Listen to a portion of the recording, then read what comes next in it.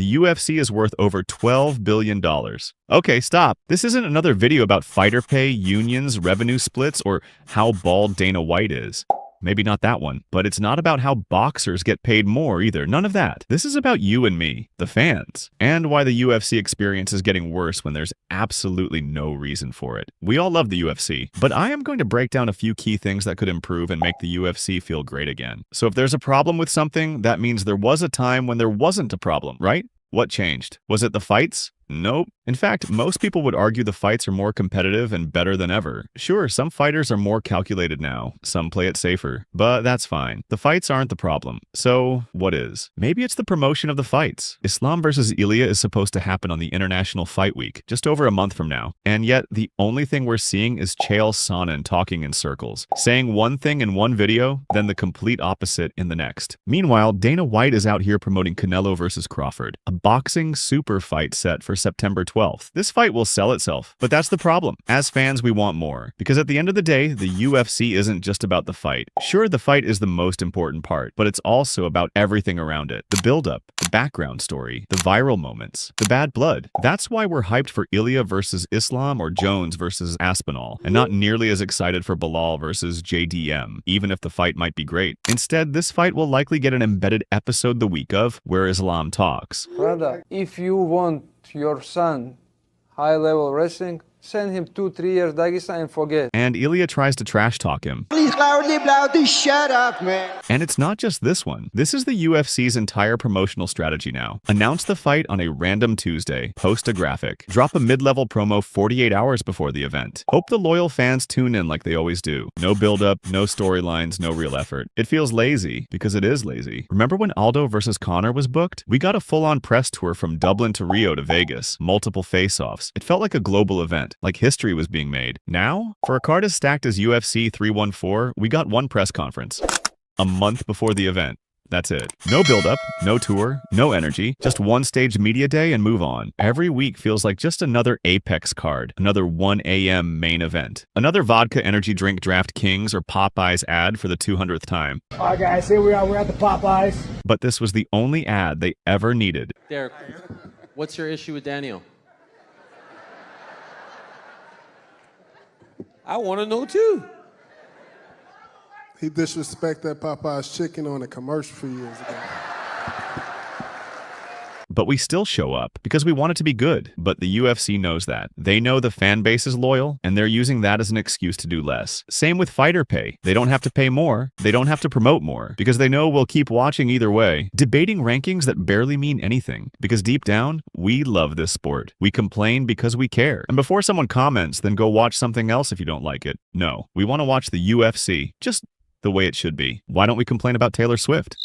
Because we don't give a single fuck. And despite all the laziness in the promo, the Apex fatigue, and the recycled press conferences with stupid questions like, what does this fight mean to you? The fighters are still elite. There's more talent in the UFC right now than at almost any other point in history. That's why we're not giving up. The UFC needs to understand something. This fan base knows when the UFC is trying to force something fake. Take Bo Nickel, for example. At UFC 300, they put him on the main card against Cody Brundage. Like, what the fuck? No one cared about that fight. Meanwhile, Prohaska versus Rakic was sitting on the prelims. It was obvious that they were trying to manufacture hype, and it backfired. Bo Nickel now lost, and the entire MMA fan base turned on him. Not because they hate him, but because they never asked for the push in the first place. Let's compare Bo with someone who is another rising star like Orobai. He lost too, but fans didn't bully him, because he didn't come in with a UFC-sponsored spotlight. He came in raw, and fans appreciated that. That's the point. Let the audience decide who becomes a star. Look at Sean Strickland. The UFC didn't push him. They barely cared. He was stuck on every Apex card, fight after fight. But then, a few viral moments. I'm gonna do a TikTok dance over your grave. Oh, fucking,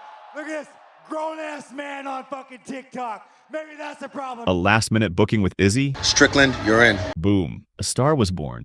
Not manufactured, not scripted, naturally. That's the secret. You don't need a next Conor. You just need to let people shine. And stop faking it. Fans can tell the difference every single time. When the UFC decides they're stars, before they've earned it, fans feel it. We love Sean O'Malley. He's a really cool dude. But let's be honest, no one was asking for a rematch between him and Merab. Dana, straight ahead. Like I said, Merab could have had his pick against any of these bantamweight contenders. So for you, why was this the fight that you felt should have been made?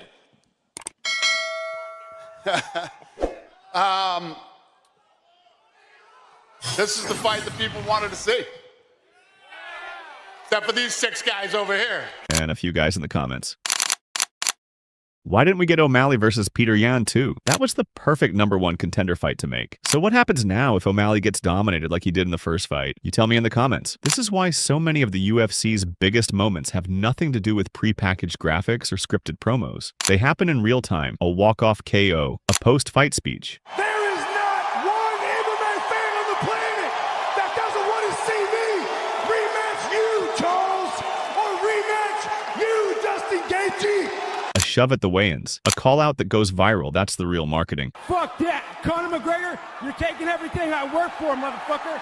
I'm gonna fight your fucking ass. Conor McGregor didn't become the biggest star in MMA because the UFC told us to like him. He talked, he fought, he backed it up. Khamzat blew up after a 10-day turnaround, not because of a marketing campaign, but because of chaos. Jorge Masvidal had 15 years in the game, but it was a flying knee, a bad haircut, and a 3-piece with a soda that made him a megastar. The UFC doesn't need to manufacture moments. It just needs to let them happen. The fans will do the rest, and I'll tell you exactly how they can do that. Let's start with the obvious. Promotion. We're not asking for Hollywood-level productions. We just want more real interaction between fighters. Like I said earlier in this video, remember Aldo versus Conor? Full press tour, multiple cities, energy in every room. Of course, not every fight needs a world tour, but Jones versus Aspinall? One press conference in the UK, one in the US? That's not too much to ask. The next thing is face-to-face, not FaceTime. Probably the most important thing when it comes to promoting fights. Stop doing Zoom calls, start doing face-offs. Max Holloway versus Ilia Topuria should have been a promo goldmine. Instead, we got a dead Zoom call on ESPN. Ilia was trying to imitate Max's shadowboxing. Like,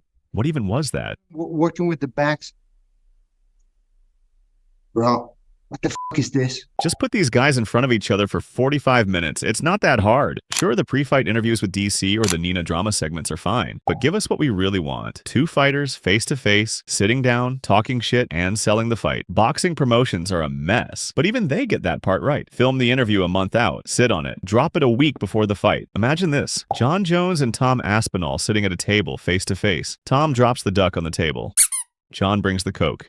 Joke. John starts ranting about how Tom is a nobody writing hype. Tom says he doesn't care about his legacy. He just wants to be undisputed champion. John fires back. No, you want to fight me because I am the legacy fight? That's the type of moment that goes viral before the fight even happens. We don't need goofy Instagram skits. We don't need who has the strongest grip content. This isn't baseball. This isn't hockey. This is fighting, and fans want tension. Stop overloading the calendar. This one might be the most important. There are too many pointless cards, and when there's a fight every single week, no fight feels special. How are you supposed to promote a pay-per-view that's 3 weeks away when you've got to market 15 Apex fights before that? Scale it back. Let matchups breathe. Let fighters build hype over time. Because real hype happens naturally. You can't fake it. Like Yair Rodriguez and Diego Lopez, they caught fire at the press conference. Not because the UFC planned it, not because the fans demanded it, but because it just happened. And that's the beauty of it. You can't force bad blood, and fighters shouldn't try to fake trash talk or drama when there's no real tension to begin with. New voice. Let's be honest, Dana White isn't the same guy he used to be. There was a time when he promoted every card like it was life or death. He was on TV, doing interviews, hyping fighters, selling storylines.